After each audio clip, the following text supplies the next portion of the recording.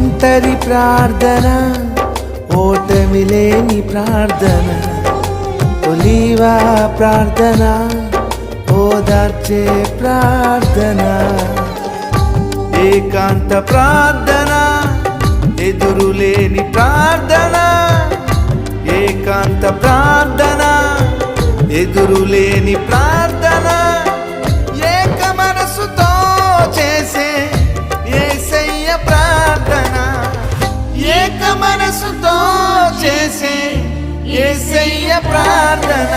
ప్రార్థన ప్రార్థన ప్రాణం పోసేది, ప్రార్థన ప్రార్థన పాపిని రక్షించేది, ప్రార్థన ప్రార్థన పవిత్రతనిచ్చేది, ప్రార్థన ప్రార్థన నిన్ను పరమును చేర్చేది.